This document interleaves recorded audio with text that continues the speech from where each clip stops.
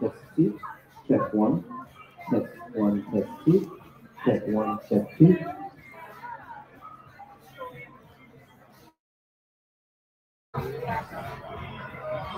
AM FM station ਨਾਲ ਦੀ ਨਾਲ ਜਿਹੜਾ ਫੇਸਬੁੱਕ YouTube ਤੇ ਤੁਸੀਂ ਦੇਖ ਰਹੇ ਹੋ। ਇਸ ਟਾਈਮ ਅਸੀਂ ਗੁਰਦੁਆਰਾ ਟਹਿਰਾ ਬਿਊਨਾ ਸਾਹਿਬ ਜਿਹੜਾ ਆ ਪਹੁੰਚੇ ਹੋਏ ਆ।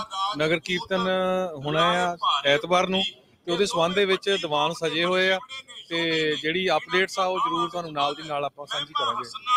ਜੀ ਬਿਲਕੁਲ ਹਰਜੋਤ ਸਿੰਘ ਜੀ, ਸੰਗਤਾਂ ਜਿਹੜੀਆਂ ਆ ਰਹੀਆਂ ਨੇ ਅੱਜ ਸ਼ੁੱਕਰਵਾਰ ਦਾ ਇਹ ਸ਼ਾਮ ਦਾ ਦਿਨ ਹੈਗਾ ਆ।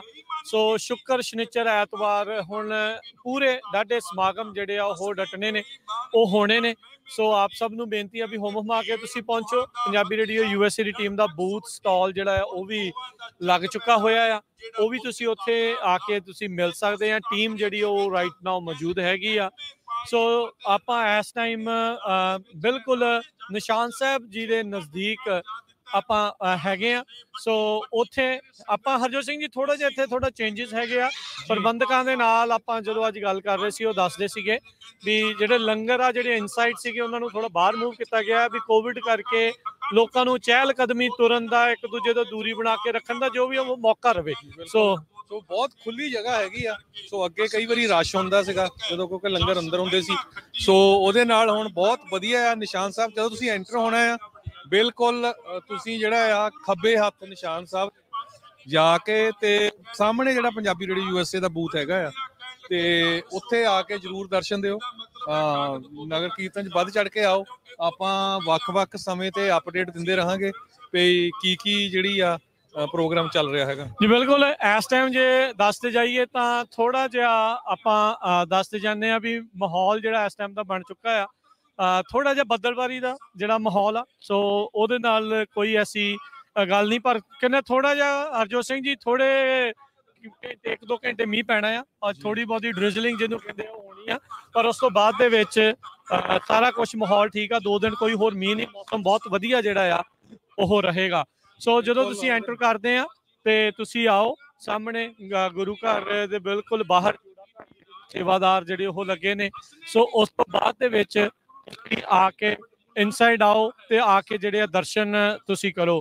ਸੋ ਲੰਗਰ ਆਊਟਸਾਈਡ ਜਿਹੜੀਆਂ ਵਾਲਸ ਹੈਗੀਆਂ ਹੈ ਗੁਰਦੁਆਰਾ ਸਾਹਿਬ ਦੇ ਇਨਸਾਈਡ ਹੀ, ਪਰ ਉੱਥੇ ਜਿਹੜੇ ਲੰਗਰ ਆ ਉਹ ਤੁਸੀਂ ਦੇਖ ਸਕਦੇ ਆ। ਸੋ ਹੁਣ ਸੰਗਤ ਜਿਹੜੀ ਉਹ ਹੌਲੀ ਹੌਲੀ ਆਉਣੀ ਸ਼ੁਰੂ ਹੋ ਚੁੱਕੀ ਹੋਈ ਆ। ਸੋ ਆਪ ਸਭ ਨੂੰ ਬੇਨਤੀ ਆ ਵੀ ਜ਼ਰੂਰ ਆ ਕੇ ਜਿਹੜਾ ਹੈ ਉਹ ਤੁਸੀਂ ਪਹੁੰਚੋ। ਸੋ ਆਓ ਤੁਹਾਨੂੰ ਅਸੀਂ ਆਲੇ ਦੁਆਲੇ ਕਿੱਦਾਂ ਦਾ ਮਾਹੌਲ ਆ, ਕਿੱਦਾਂ ਕੁਛ ਹੈਗਾ ਆ, ਉਹ ਤੁਹਾਨੂੰ ਜਿਹੜਾ ਆ ਉਹ ਅਸੀਂ ਦਿਖਾਉਂਦੇ ਹਾਂ।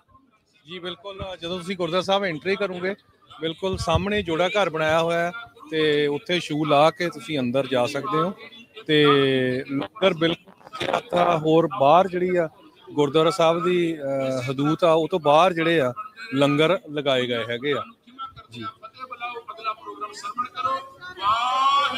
ਸੋ ਬਿਲਕੁਲ ਜਿਹੜਾ ਨੈਸ਼ਨਲ ਮੀਡੀਆ ਹੈ ਉਹ ਵੀ ਆ, ਲੋਕਲ ਇੱਥੇ ਦਾ ਚੈਨਲ 13 ਉਹ ਵੀ ਇੱਥੇ ਪਹੁੰਚਿਆ ਹੋਇਆ ਤੁਸੀਂ ਦੇਖ ਸਕਦੇ ਆ।